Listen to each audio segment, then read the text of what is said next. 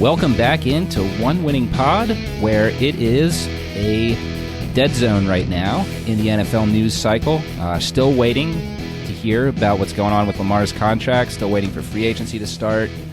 Starting to look at prospects for this upcoming draft. But, nothing really to talk about today as far as breaking news or hot takes. So we're going to do one of our evergreen episodes.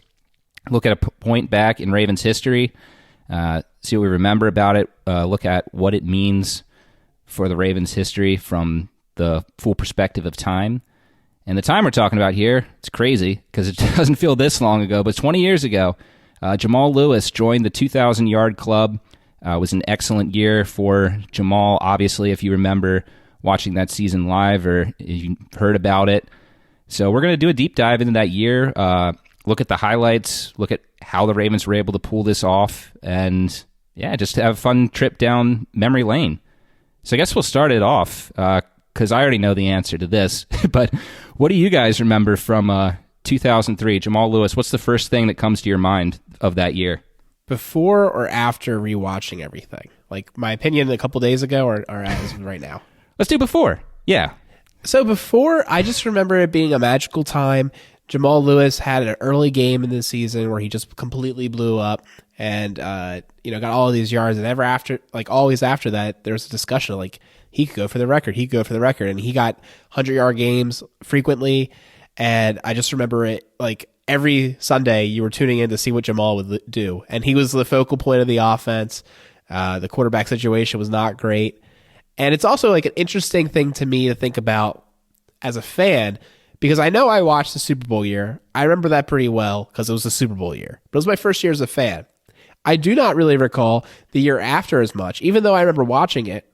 Because I remember all the quarterbacks and the Gerbacks, but I don't remember things in my I can't tell you too much about the season other than it was a failed season. I can't tell you too much about 2002. But what I can tell you is about 2003, right? I remembered all this stuff when I was rewatching it. It was all coming back to me. And I remember some of it before too, right? I knew Cleveland was where he got 500 yards, 500 yards against one opponent in a year. That's ridiculous. And my big thing when I was watching Jamal again, at his prime, at his height, is they don't make him like this anymore. His size and speed is remarkable. 240 pounds, just quick through the hole, but also had those choppy, churning steps to keep getting a couple more yards of contact. Such a cool running back. Yeah, I feel like I'm kind of in the same boat as you, Alec. I have some occasional memories, I think, of 2000. Honestly, I think just the playoffs, honestly. Some regular season, but most playoffs. It was still kind of early. I feel like I didn't really start to get into football that much maybe until the 06 season. And then obviously the Flacco years, I think a lot of, fans around our age start remembering everything from 2008 on. But I remember the 2,000-yard season, just, the fact that it happened. I don't remember many sort of events or, specific games from it. I think maybe the Cleveland one might have stood out a little bit, but yeah, I know the season happened. But yeah, I know it was a season I think we were looking forward to kind of the playoffs and just another, didn't make too much noise in the playoffs. It was, a little bit disappointing, I guess, from that aspect. And it was the year that we drafted Suggs and then Bowler, which was, great for Suggs, but not so much the other guy. So yeah, mixed feelings.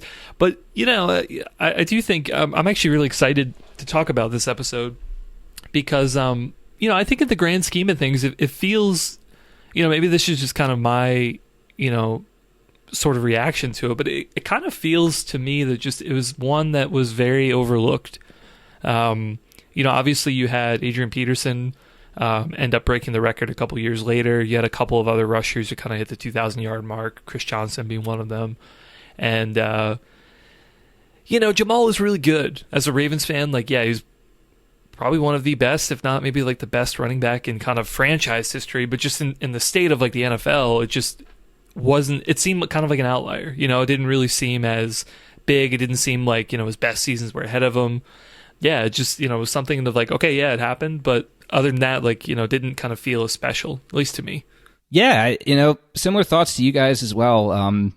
which isn't too much of a surprise. I do remember that year, and I was actually at that game. This was during the period when my dad had season tickets, and I got to go to a decent amount of the games with him.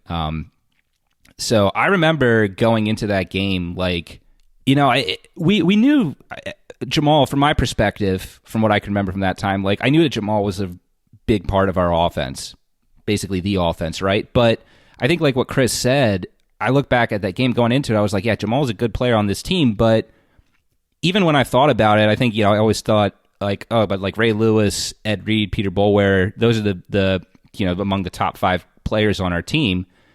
Jamal just happens to be the best player on our offense. But then that game, and particularly watching it live, like, in that game, I saw Jamal, from my perspective as an 11-year-old kid, basically turn into Superman.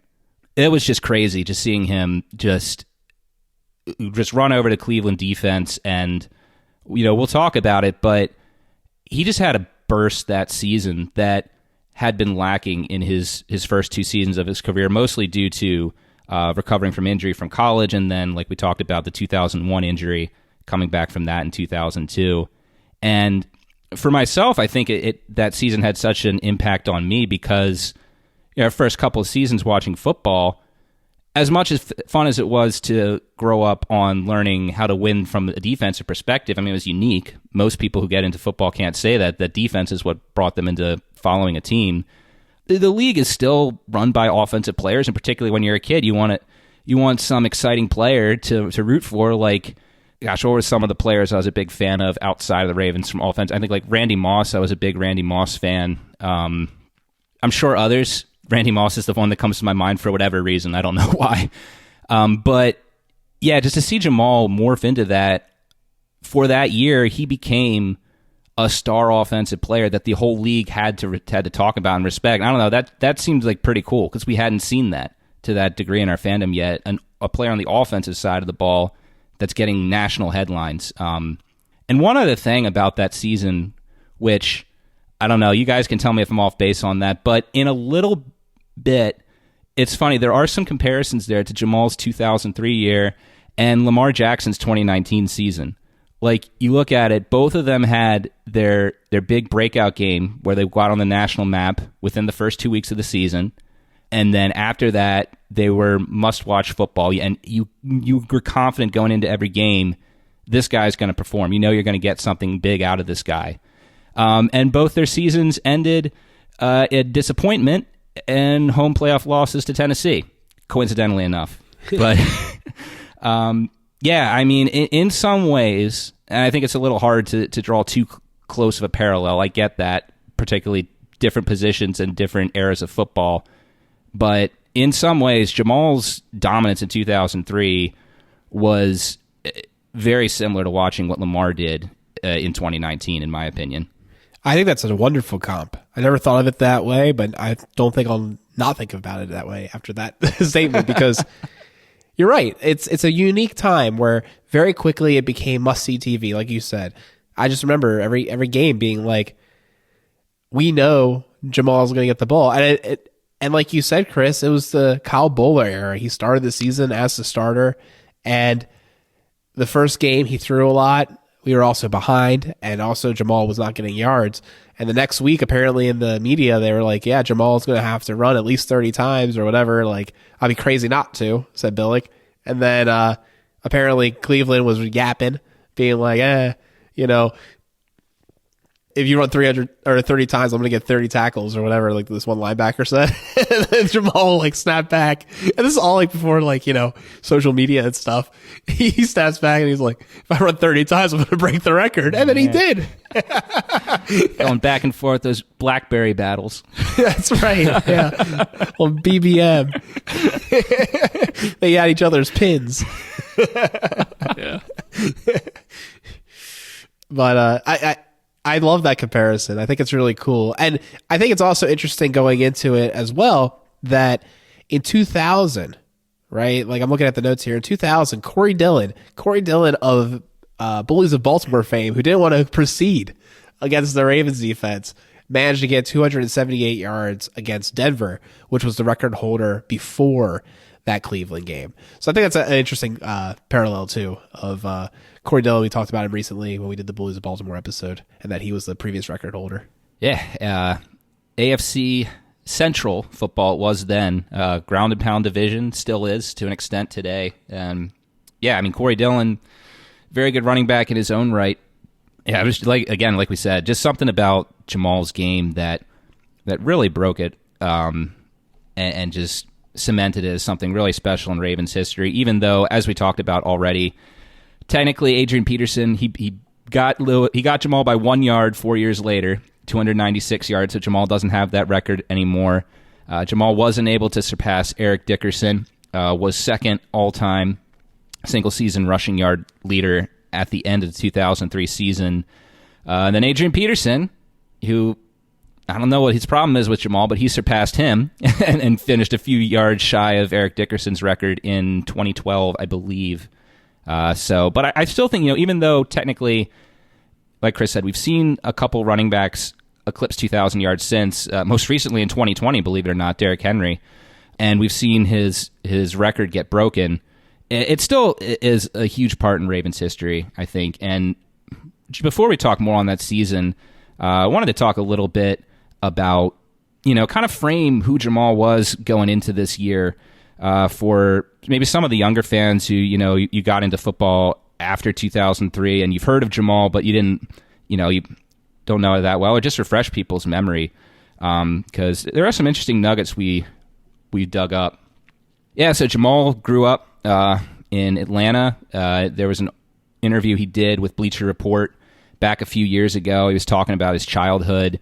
Apparently he would play football in a park and with the other neighborhood kids, and unfortunately it was a rundown area of Atlanta, and so they had to play on this hill that was covered in, according to Jamal, dirt and glass shards, so he didn't want to get tackled, and that's where his his hard-nosed rushing style came. And then had a great high school career, as every player in the NFL does. Went off to Tennessee, had a great year as a freshman, and played with Peyton Manning his senior year. Well, excuse me, it was Peyton Manning's senior year at Tennessee that Jamal played with him.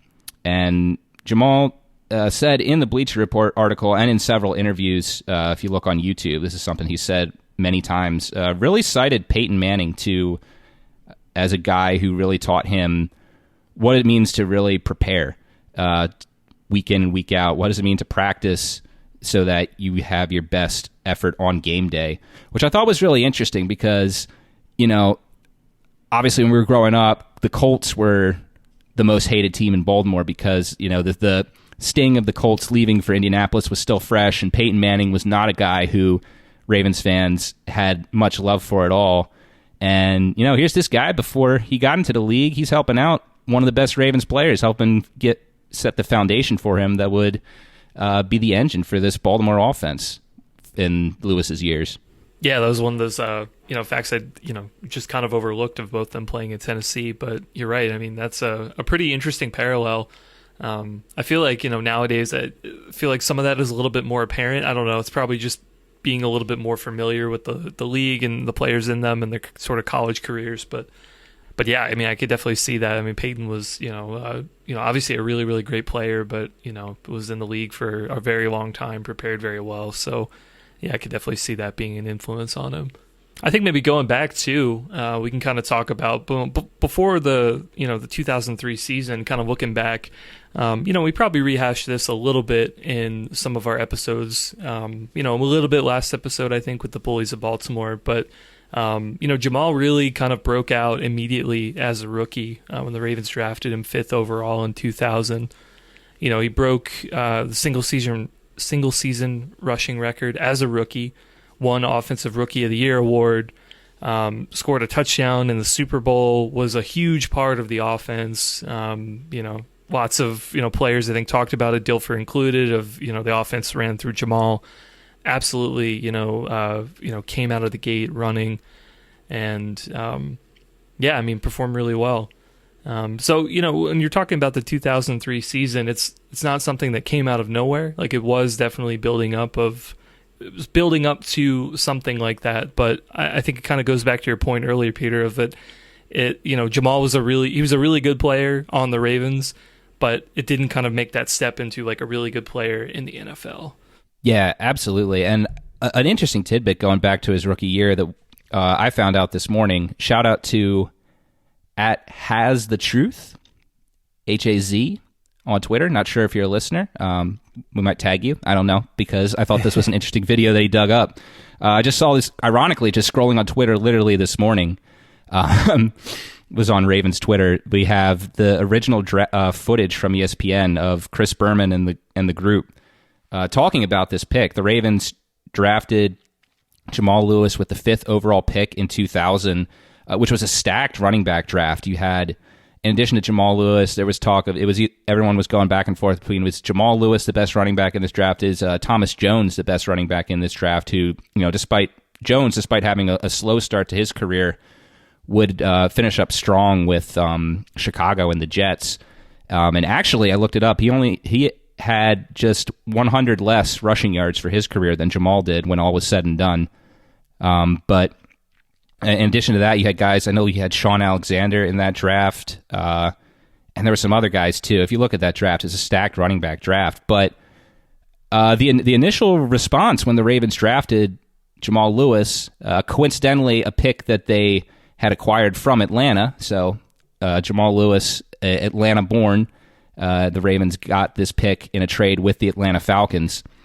The reaction was mixed, and the question was, is this guy even going to be ready to play in week 1? Because while he had a great freshman year at Tennessee, he had injuries had plagued him the rest of the way, and he was coming back from, I forget which injury it was that he was rehabbing from after his final year at Tennessee, but there was questions. Are we going to get Jamal to be able to play at all during the 2000 season? Is this a pick that the Ravens made to basically for this guy to just sit on the shelf and rehab until 2001? Irony of ironies, of course, 2001 was the year Jamal didn't play, but he did play in his rookie year. And, honestly, you look at his freshman tape and you look at his 2003 tape, I think it's fair to say that his body wasn't 100% back, but even not 100% back, Jamal Lewis, like Chris just said, just had an excellent rookie year and was just able to just plow through defenses with, stacked boxes and going against defenses that knew the Ravens are going to be working hard to get any passing game going on offense. Definitely an interesting pick for the Ravens, given their, potential that year, and later on to win the Super Bowl. Kind of cool how there's always a key contributor from the draft when the Ravens win a Super Bowl, like Jimmy Smith that year. We talked about that. He was a key contributor down the stretch there. So was Jamal. One of the parts of the offense that worked, even when the offense wasn't scoring points, he was still able to put up yards. And also forgotten from that draft is Travis Taylor, the 10th overall pick, the Ravens' actual pick. Definitely a disappointing pick. Didn't work out quite as well, obviously, as Jamal. But, just a very special player. Interesting that there was so much controversy around it. I do not recall that. I definitely was not watching the draft back then. And, I definitely appreciate HasTheTruth pulling that up for us. Well, inadvertently. I mean, I just scrolled. He didn't send it to us. No, I know, but unless he did, maybe it was subliminal. He said it was coincidental. He this just morning, knew I was like, man, we're doing a this. Jamal Lewis podcast today, and that's up on here. But yeah, I mean, going back to Jamal, his rookie season, we talked a lot about that when we did the review for the Bullies of Baltimore recap. And then, as Alec has alluded to multiple times, he was there at the practice when Jamal tore it was his ACL, right? Yeah. Yeah. So then here's the guy coming back. I mean, this guy's been injured multiple times in college. Just had an ACL injury from the previous offseason. Coming back into 2002, obviously the Ravens, this is their big rebuild. The Ravens, they had to gut the defense because of salary cap. You lost some veteran guys like Kadre Ishmael and Shannon Sharp on the offensive side of the football.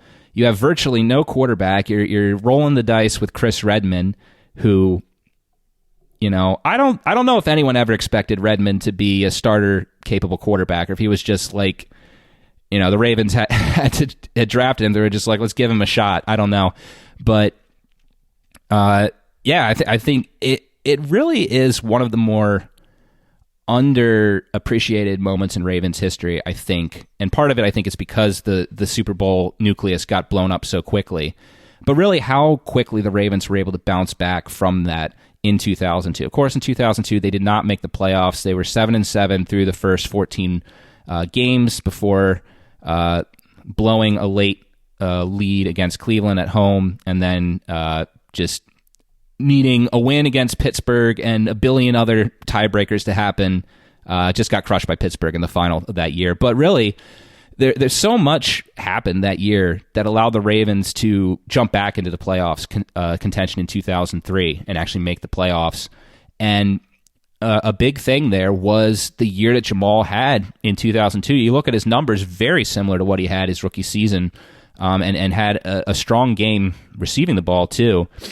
And again, while the Ravens' passing offense may be slightly better than 2000, still not that much better. And so here's a guy coming off ACL injury, and they're asking him once again, hey, you got to be the focal point on offense, because skill position-wise, we got Todd Heap, and that's it.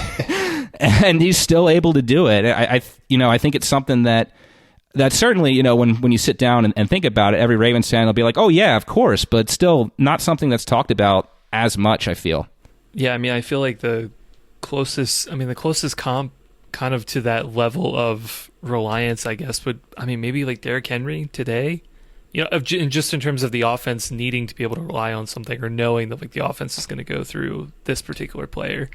Even I guess maybe Adrian Peterson, maybe back in 2012, I guess it was maybe before that, might have been a good comp. But, in terms of rushing style, at least, Henry, I feel like is probably the closest thing to kind of like a Jamal-like player that we kind of have in recent times.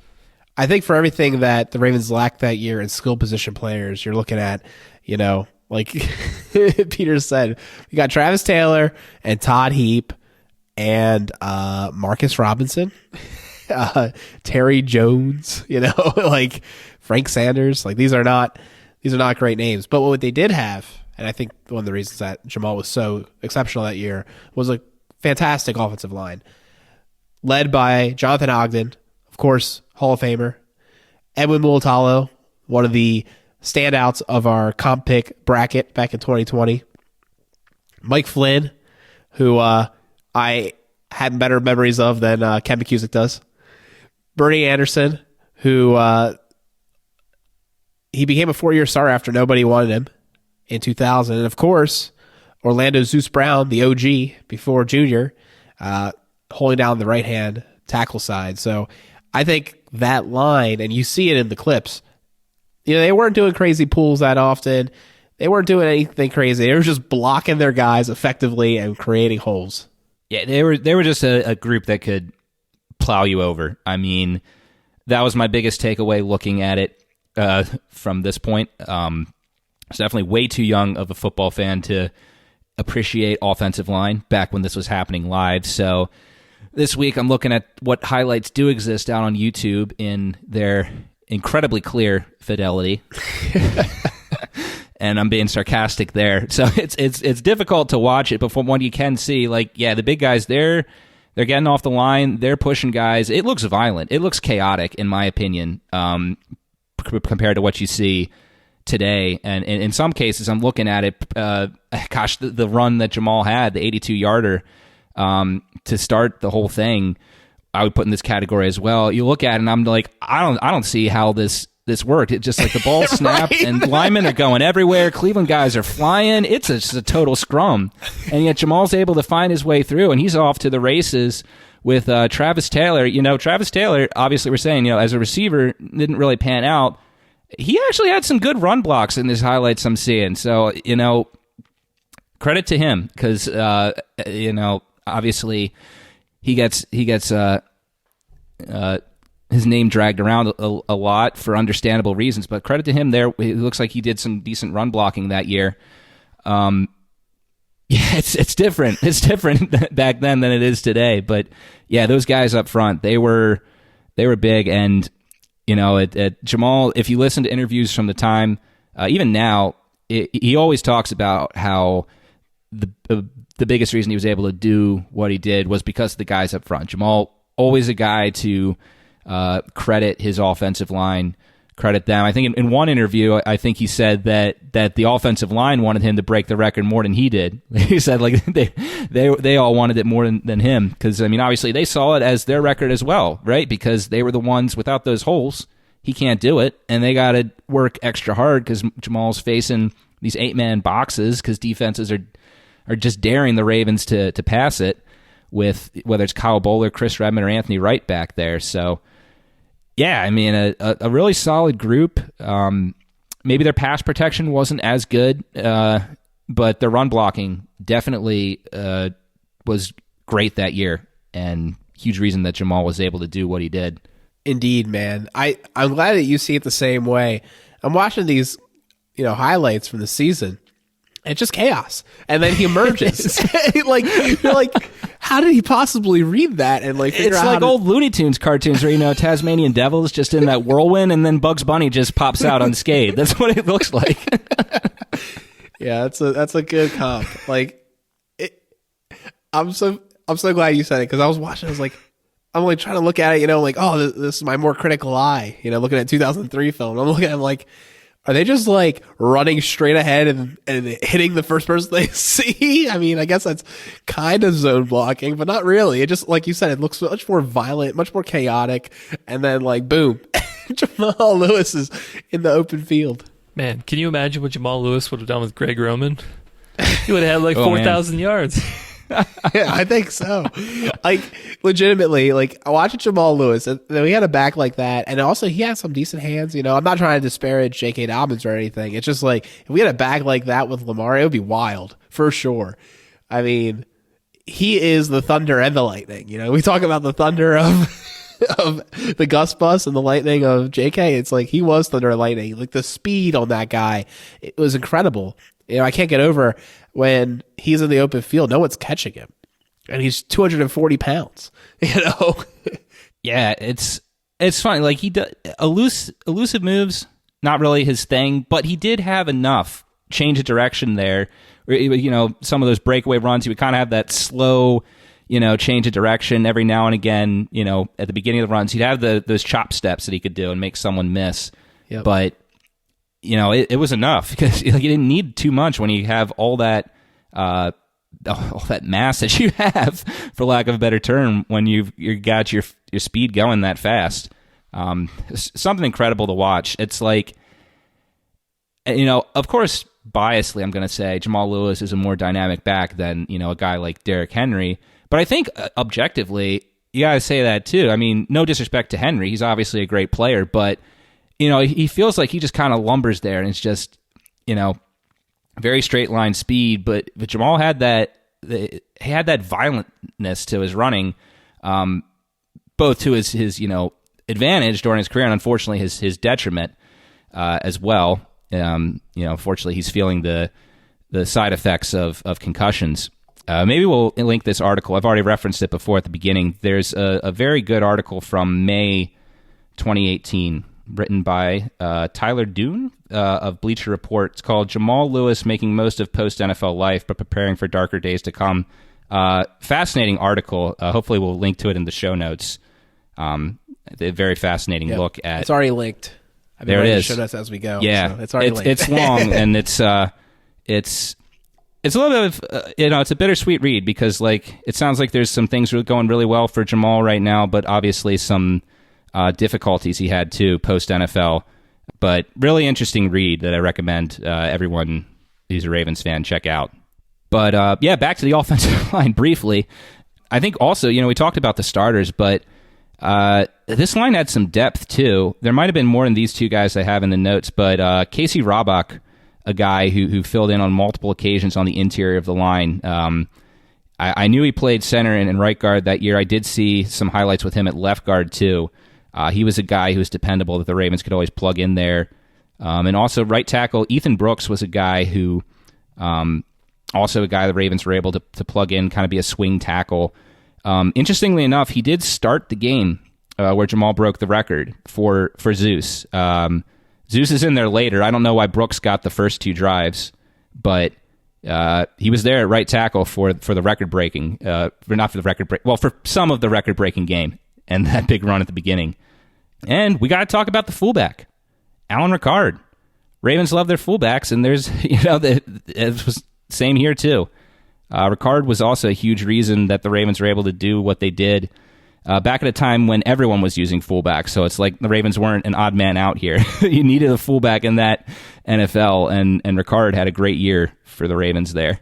I feel like this is the other amazing sort of like fun fact here, that the Ravens have had multiple fullbacks, both named Ricard. I did not remember Alan Ricard at all.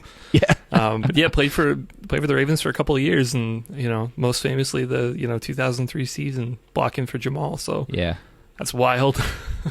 No relation to Pat, from my understanding. It could be.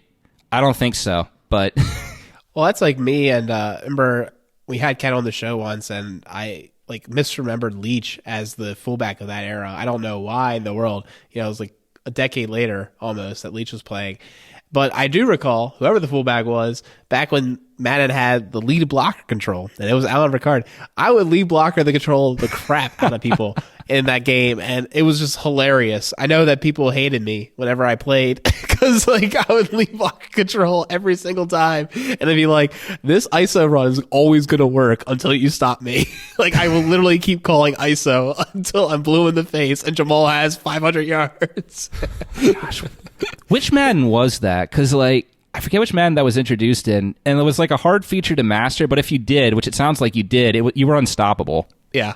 No, it was, I forget what year it was introduced, but that was 100% me in that game. I had dominated the lead blocker control, and I was just springing yards like crazy. And like I said, people online hated me. Every time I did it, people were like, "Are you kidding me with this guy?" Because it always slow motions you when you get into that control, and I was just like, "He's doing it again."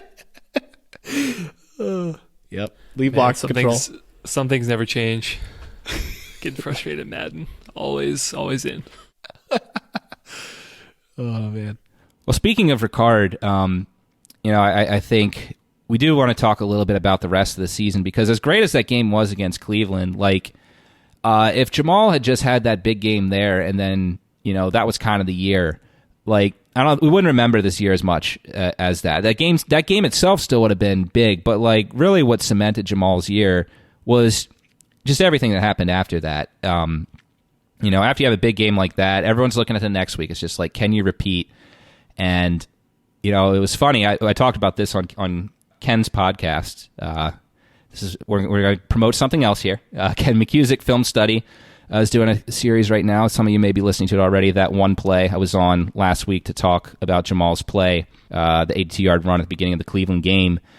And we talked about how the next week Jamal basically gave a thank you gift to Ricard for all the great blocking he did against Cleveland by fumbling the ball forward in the first quarter, and Ricard just scoops the ball up in stride, runs 35 yards untouched for the touchdown, a fullback's dream.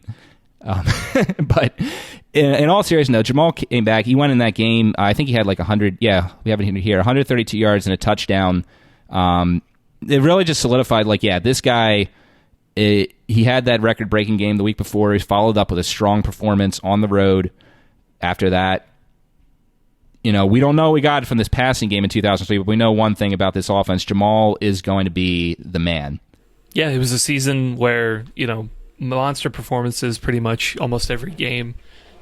Only 3 games in the whole season that he didn't cross the century mark in terms of yards. 68 yards in a win against Jacksonville, 91 in a loss against Miami, and then 78 yards against San Francisco, a little bit later. But I feel recently the most comparison that I have is of Derrick Henry. I mean, you look at some of the games of just complete dominance against some of the division rivals. With Jamal, it was Cleveland and Cincinnati.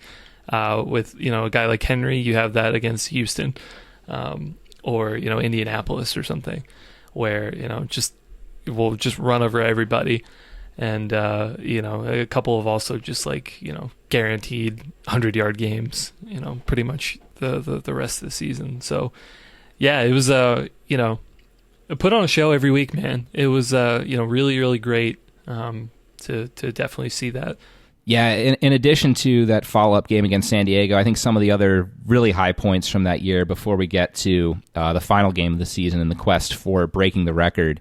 If anyone recalls that season, Pittsburgh, despite crushing the Ravens in the season opener, fell off a cliff after that. And Cincinnati surprised everyone. Marvin Lewis's first year coaching there. Just came out of nowhere, and they were neck and neck in the division race with the Ravens.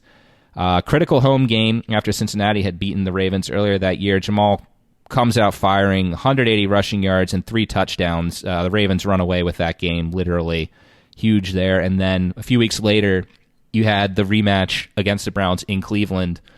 And for the first half of that game, the Browns actually did hold Jamal in check. I think he only had like around 50 yards rushing.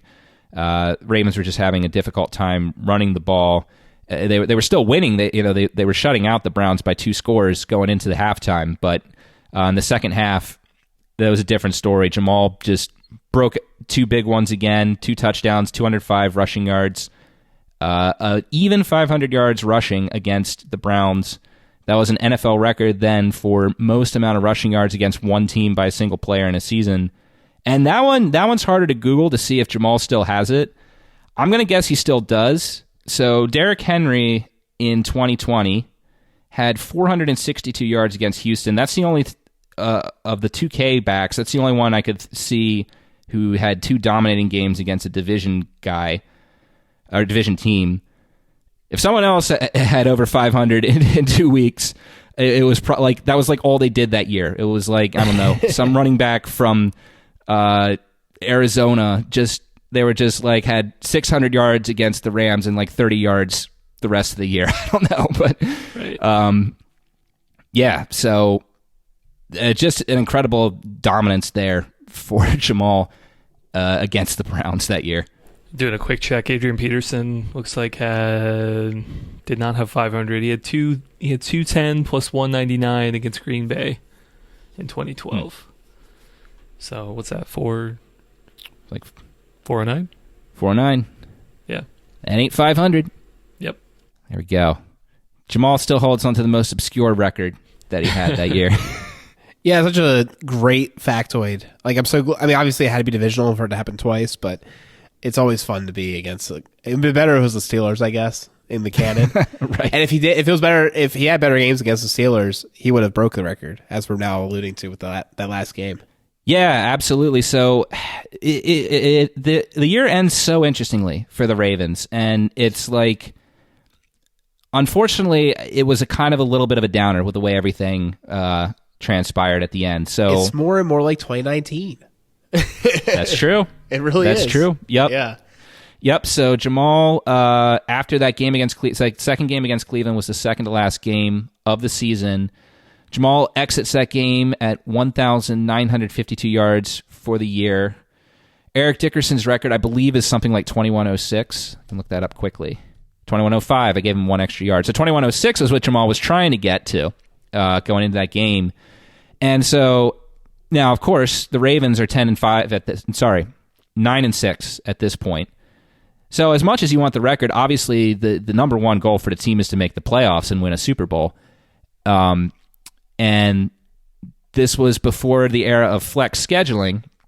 Now, the Ravens, they were atop the AFC North, but going into that week, if Cincinnati won and the Ravens lost, then Cincinnati would boot the Ravens from the playoffs. I believe that there wasn't a tiebreaker scenario in the wild card, because you had some strong teams in the wild card. You had Tennessee and Indianapolis vying for the number 5 seed. They both finished the season at 12-4, and I forget who the 6th seed was. It was Denver. Denver might have finished 10-6 or something like that. But yeah, so the Ravens Steelers game was Sunday night, so the Cincinnati Cleveland game happened before that. The Ravens would know going into this game whether or not they needed to win it, and Cleveland, with the name of ironically, Cleveland, just tired of everyone running over them, took a rookie who was like a 4th-round pick and never did anything after that, named Lee Suggs, and he just demolished Cincinnati. I forget how bad it was, but Cleveland beat them big. So the Ravens go into this game, and they know already, hey, we've made the playoffs. Like, we've won the division. But they want to go for the record, too. And so Billick has the choice. Do you rest your players for the next week, or do you go for the record? And we obviously know which one he took.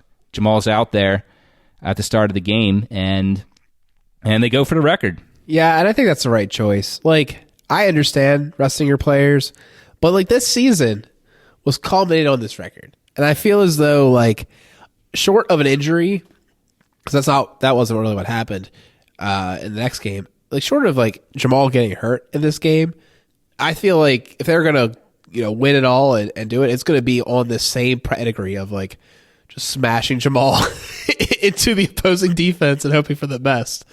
And I mean, you're looking at these quarterback situations. You got Anthony Wright back there at the end of the year. I mean, yeah, he threw more picks than he had touchdowns. Like, come on, this is your chance.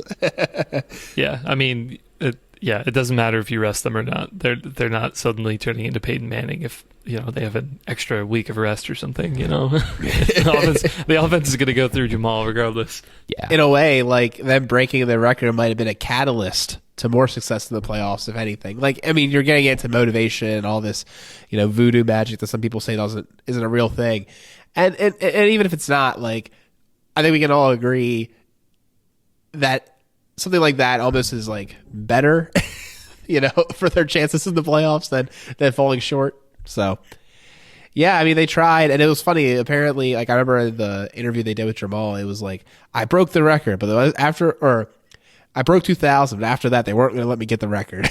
Like it was like a switch went off in the Steelers, and they struggled against them the first week. Better success week the second time, but it definitely wasn't what they were hoping for. Yeah, it was so interesting to watch live because as the night started, like, it looked like Jamal actually had a legitimate shot at breaking it. He had a couple big runs, or I shouldn't say big runs. He was churning the clock. He had runs of 6 yards, 3 yards, 8 yards, broke a 19-yarder. And then on the Ravens' second drive of the game, breaks off a 25-yard touchdown, and on that carry, crosses 2,000 yards. So he crosses a 2,000-yard threshold on a touchdown run. You don't get much more dramatic than that. But yeah, like you said, after that, it just was tough sledding. You just didn't have Jamal able to get too much there. Steelers clamped down, and Jamal still finished 2,066 rushing yards for the year.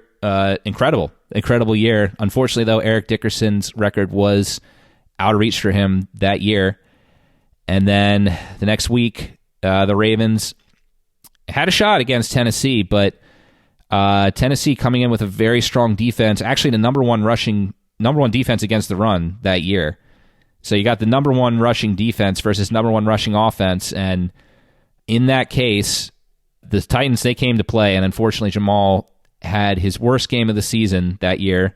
Again, not unlike 2019 Lamar, just the magic just completely faded like a pop balloon in that game. Yeah, I think it's interesting too, like, last bit about the Steelers game. They had to drive down to get the game-winning field goal, and Jamal's like, ooh, maybe I'll break it. Like, if I can get a long run on this drive, like, maybe it'll work out. But then they threw that nice completion. I think it was to Tyrod Taylor. And Travis Taylor. Sorry. Yeah, Travis Taylor. And man, you almost made middle school Tyrod Taylor's night. That's right. Yeah. They threw the pass to Taylor. He's like, I'm not going to get it now. And it's funny, too, because you think about, like, that, like you said, when he broke the 2,000-yard run, it was a touchdown run, and if you watch the film on it, like, he was gone. Like, no one was going to catch him. It could have been, at the 25-yard line, so the other 25, and he could have got an extra 50 yards out of it and been closer to the record. But yeah, that's just how the way it goes. But yeah, that Tennessee game, huge disappointment. Lose by 3. All too familiar at home. Just a very painful ending of the season. And I know that Bill got a lot of crap for, revisionist history. Oh, you should have went for the record. You should have been playing for this game. That would have been the extra 3 points, Yeah, I mean, that's always a convenient thing about when a team Right. loses, it's you could say like, oh well, if they rested their players, it's just like, oh well, they came out slow because they hadn't played in a week or two, and then if you play them, you're like, oh well, they lost because they were gassed because they played last.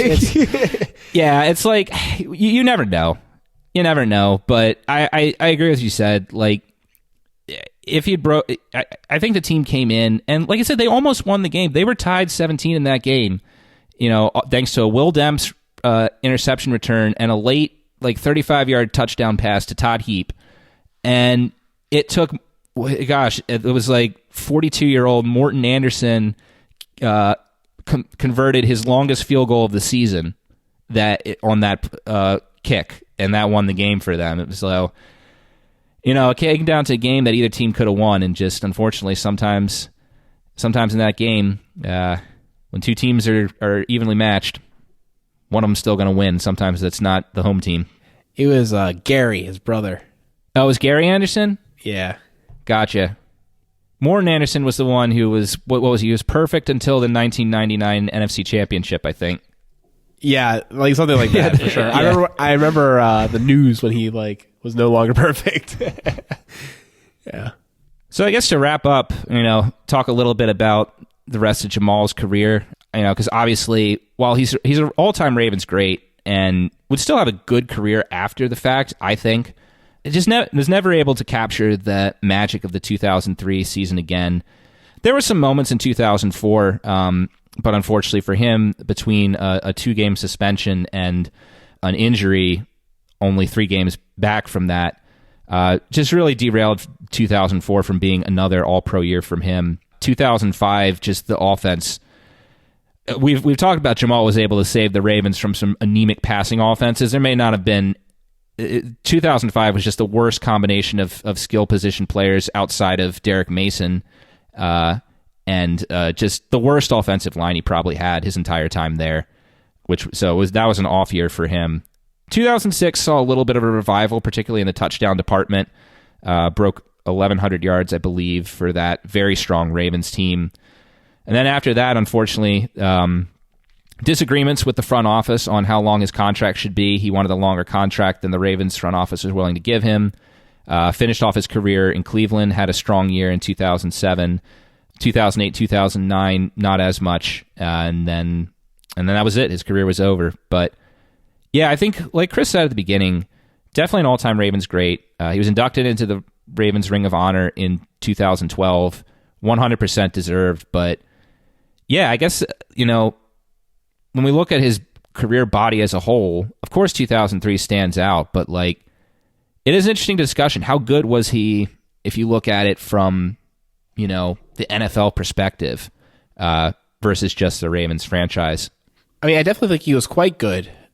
Kind of what you mentioned, the injuries and the lack of a lengthy career, I think kind of derailed him from being an all-time great, at least from how Cannon would perceive it. But I do think that he has some of the most historic seasons, obviously, in NFL history. And it wasn't like a flash in the pan. He definitely had many great years and great moments. Yeah, I mean, I think, unfortunately, this is kind of the story of the early 2000s Ravens, right? It's just that there's just so little balance on offense, from not really getting the right quarterback, not really hitting on many receivers. I mean, it's funny, not until basically it was 2005 when the Ravens decided to bring in longtime enemy of the Titans, Derek Mason, in as a receiver. I mean, until they kind of brought him in, weren't really as many receiving options, at least between kind of the 2000 season and 2005, if you exclude Todd Heap, I guess. But yeah, I mean, because of that, I think you could give Jamal the ball 30 times a game, but yeah, I mean, I definitely think that that contributed to his longevity. And that's unfortunate because, I think in the grand scheme of things, I still think he's a very good player. Maybe he could have been a much better player if there was a little more balance on offense, but that just wasn't in the cards, unfortunately, with kind of how the Ravens, constructed their roster. They just never could really get a team around it.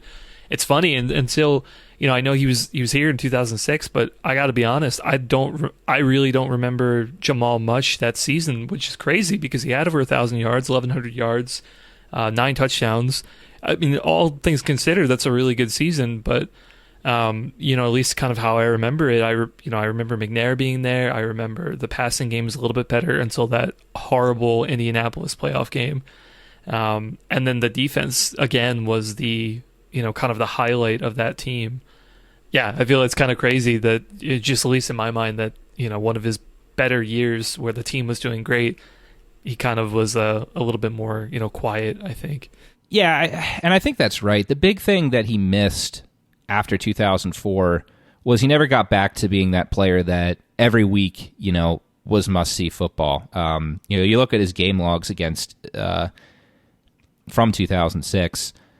He had a huge game against Atlanta, 91 yards and 3 touchdowns. Week 3, he had 2 touchdowns against Cleveland to go for 86 yards. Only, despite having 1,100 yards for that year, only crossed 100 yards twice, 109 against the Saints in a blowout win, and then again against Cleveland at the home game later that year. But, yeah, unfortunately, I do look at Jamal and Heap as two guys that unfortunately had like huge bad luck with injury. I think both of them should have had careers where they played for, at least 2 to 3 seasons longer, and also were huge casualties of just the lack of the Ravens to get even an adequate passing attack. Like, can you imagine with how good both those guys were with the Ravens, with what they had to deal with when they were in their prime? Like, those guys would have more than Jamal has 1 Pro Bowl. I think Heap had 2. They would have at least had 3 or 4 Pro Bowl seasons, I think, if they were on teams with adequate quarterbacks, stable quarterback situations, go-to receivers. And then just unfortunately for both of them, when the Ravens did finally start to get some better talent around them, both of them were starting to their bodies wearing down from the injuries, and they weren't able to benefit as much from that. But if I'm an NFL fan who's like, say, a fan of, I don't know, like the Bears or the 49ers or something, and I don't really have an opinion one way or the other of Jamal Lewis, I think, you look back on him, and he's a guy that you would look back on and say, like, man, that guy, he was a monster for a bit there, and a very exciting guy to watch, and you would probably be impressed with what he was able to do with that limited passing game complementing him. But, yeah, just unfortunate that injuries and the situations he was in cut his career, which was a very good career, maybe short of being one of the all-time greats. Interestingly enough, though, despite him, despite all the injuries, he stands as the 25th all-time rushing leader in NFL history. Huh. I guess it's a byproduct of the bell cow era and, him having huge years when he was available. I think so, yeah. That is one thing we didn't talk about. Yeah, like back then, running backs were getting, and Jamal was no exception. Actually, Jamal probably had more carries than anyone. We're getting, the amount of carries that backs these years get over 2 seasons in one. Yeah, I mean, it's a little bit of an exaggeration, but yeah, Chester Taylor had like a little bit of an ascendancy. Those last few years in particular of Jamal started becoming more and more of a factor, but for most of the years, like you said, it was the Jamal show, 100%. One tangent there with talking about how it was a different NFL bell cow era. Without looking, how many running backs do you think in 2003 rushed for over 1,000 yards? I would say, first I was thinking 25. That seemed a little high, so I'm going to go to 18. 18 what do you think, running Chris? backs. Yeah. In the league. Gosh, that seems kind of high to me. 10? Very interesting. Alex should play a lottery ticket tonight. He hit it right on the head. Wow. 18 running backs in 2003 rushed for over 1,000 yards. Yo, is it too late for those numbers? Is the Powerball high? I don't know, man. I don't know. We found out too late. But I mean, gosh, let's look at, listen. I mean, this year is probably a little higher because we saw running backs get a little bit of a real life. Yeah, actually, this past season there were 16 running backs who broke the century mark, had 1,000 yards. But gosh, I feel like even as recently as 2021, it wasn't that high. Yeah, last year, 2021, it was only 7. In 2020, you had 9, which included Lamar Jackson. So, wow. Yeah, that's interesting. So maybe we're seeing a rebirth of that type of NFL in a different manner, of course. I definitely think there was more of a resurgence this year to lean more on rushing attacks. Definitely. For sure. Guys, I got 2 hours until the Powerball is drawn. It's currently at 131 million. Cash value is 66.9. Very nice. I'm in. Gotta go to the gas station or something. You gotta go. Well, I guess we gotta wrap up this recording, so you don't get caught up and you miss it. I know. Well, I think that about wraps it up like we said, and I think we're coming close now to having to talk about the Lamar situation. So probably once he gets tagged, we'll discuss pass forward and what it really means. Unless, of course, he signs a long-term deal beforehand, which would be cool. We're talking about maybe having a guest for that show, so stay tuned for sure. How might you stay tuned? Subscribe to us, either in your podcast player of choice. Subscribe to us on YouTube. Find us on Twitter, @OneWinningPod, and you can email us, onewinningpod@gmail.com. We'll catch you next week.